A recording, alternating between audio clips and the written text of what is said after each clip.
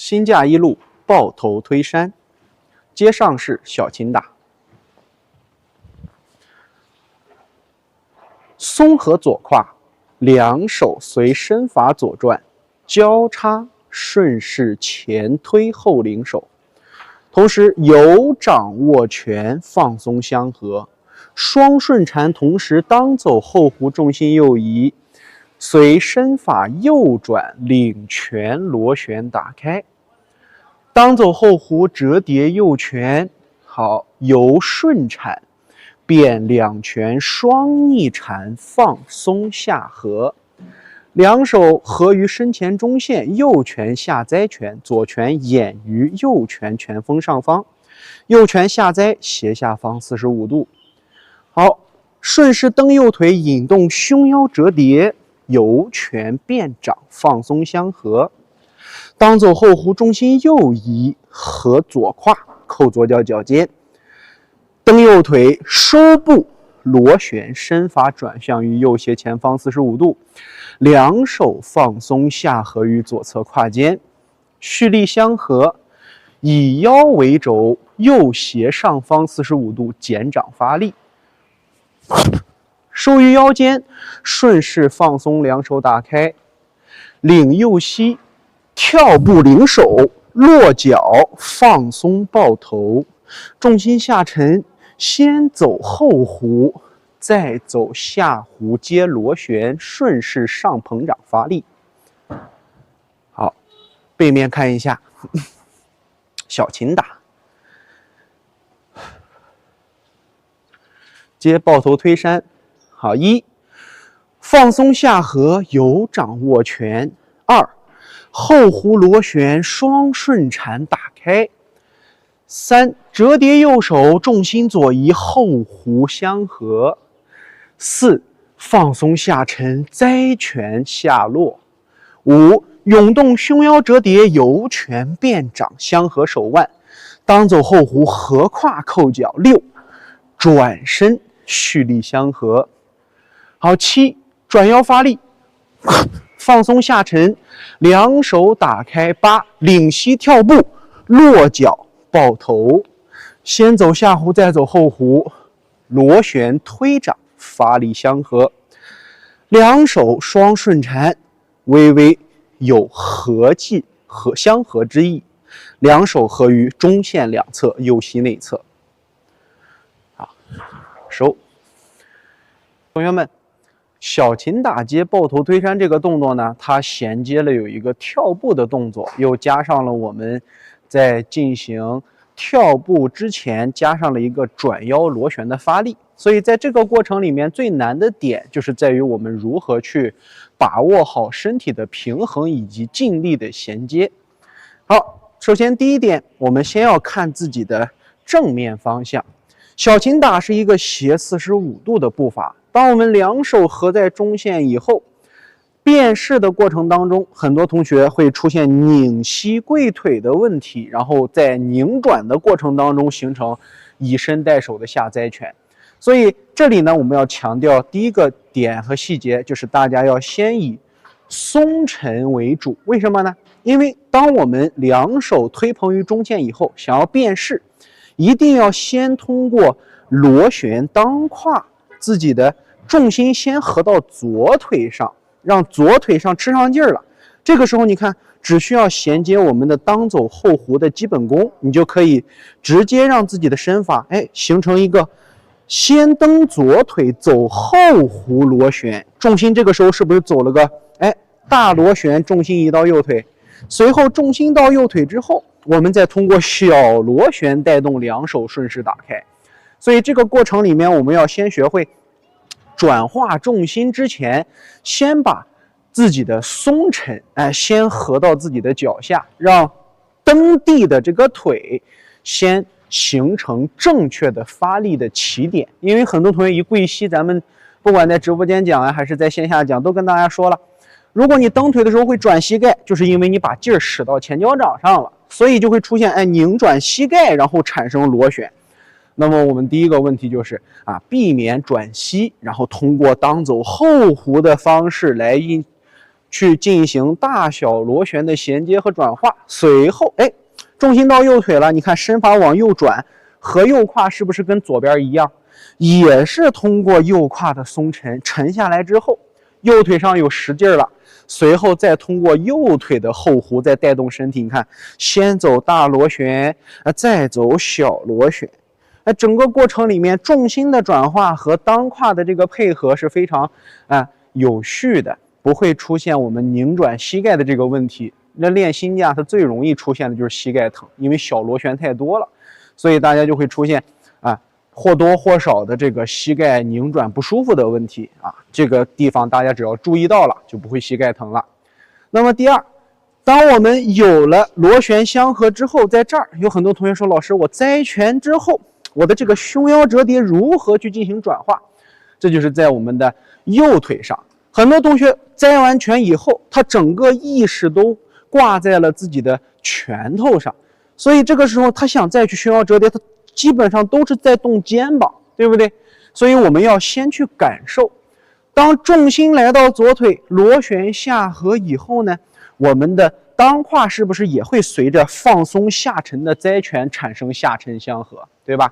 所以当我们摘拳下沉以后，当胯往下沉了，那同时你左脚变重了，右脚是不是也会变重，对吧？所以这个时候你的右脚脚后跟也会吃上一部分的沉劲儿，合下来以后，蹬右腿，让力从地面脚后跟内侧起，蹬地，扣尾履，然后行至自己的胸腰，然后再涌动出来自己的这个肩背，形成这个肩肘手的依次贯穿。所以这个地方的胸腰折叠，大家不要习惯性的拳头栽到这儿了，先以拳运动为主，而是什么？而是让拳静静的合在这儿，让我们哪个地方去做运动？让腿先找着沉劲儿，腿一蹬地，涌动，腿蹬了，上身才能有动作。腿上没有蹬劲儿，没有去做动作的时候，上身就静到那儿不动，就等着它就行了。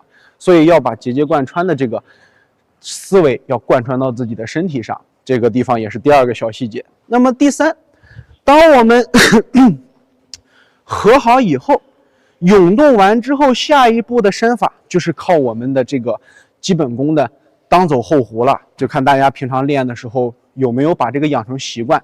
这个位置也是一个容易伤膝的点。当我们涌动下合以后，它是顺势由拳变掌，开始转身螺旋了，对不对？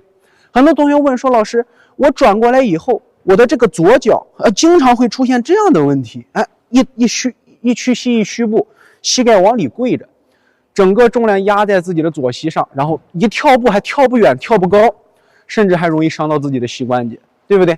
所以这个地方我们想要去做好，那就一个核心，没有当走后弧，你就没有中盘螺旋，那没有中盘螺旋你怎么转过来呢？对不对？所以到这以后不要着急去拧自己的身体，先别动中盘，先动哪？先动下盘。所以合下来之后，先让自己的重心导到右腿上，让左腿从实脚化为虚脚，虚脚扣胯螺旋，带动左脚脚尖。这时候左脚是不是朝向于前方了，或者说朝向于左斜前方了？右腿上是不是吃着这个劲儿了？一蹬右腿，这时候你蹬脚后跟，是不是屁股自己往后走？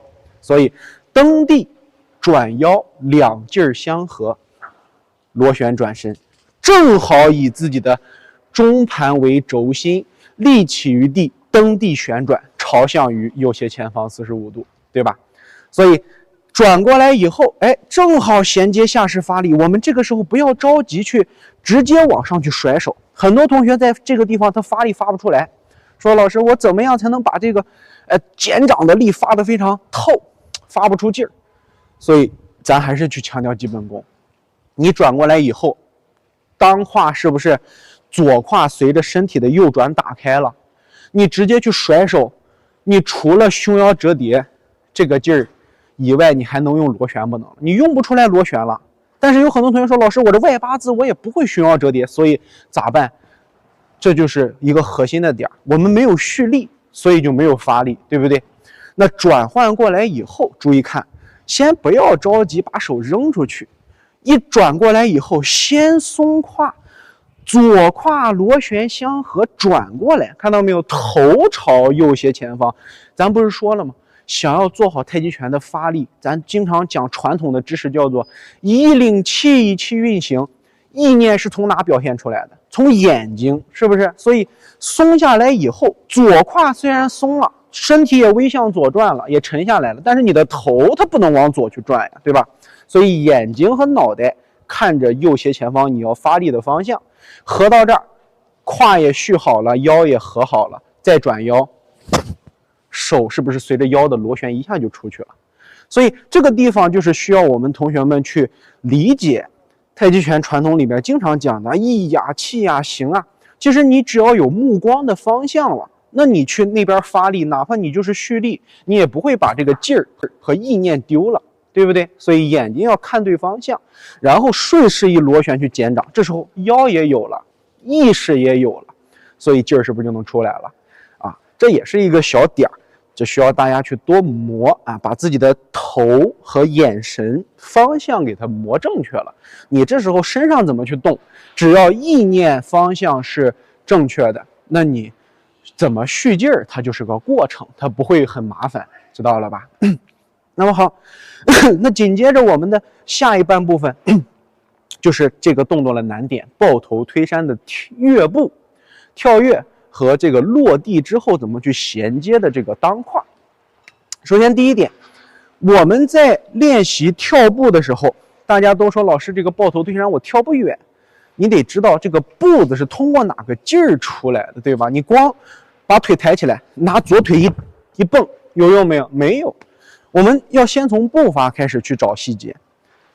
合到这儿以后，你想把身法往前去带，你需要用到哪个劲儿？用到髋上和腰上的力。我们领腿的时候，你想往前，右腿它有一个向前勾提的动作。你走动作，你光蹬左腿，就相当于这一个腿上有劲儿，但是你要加上右腿，右腿往前勾带一下，一勾一走，看到没有？哪怕不用劲儿往前跳，右腿的牵引力都能拉着你的左腿往前去走。这个时候你只需要把两个劲儿形成相合，左腿蹬往上蹬，右腿往哪？右腿往右斜前方45度去勾踢，螺旋相合，跳左腿勾，看到了吧？身体是不是一下就轻着就起来了？所以要借到自己的腰裆还有髋这个地方的劲儿，因为你的右腿抬起来用的是哪个地方的力？用的是腰腹啊。这讲了这么长时间的课，大家应该都知道自己的腿抬起来是用什么劲儿了吧？是用肚子上的劲儿，可不是用腿上单独的劲儿啊。所以这个过程里大家能明白吧？要多去练习两腿之间的一个配合。那当我们跳起来之后，有的同学说：“老师，我到底是往右前方跳还是往右斜前方跳？”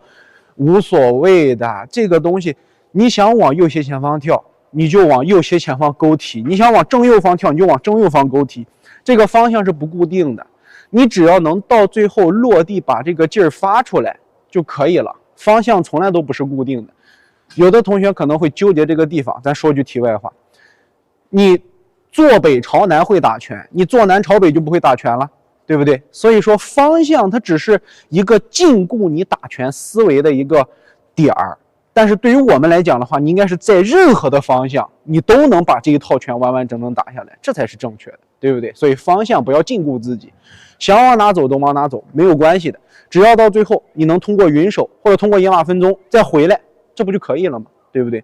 所以我们不要去太在乎这个方向，方向它指的就是敌人在哪啊，你就往哪跳就行了啊。所以我们不管往哪去勾都可以。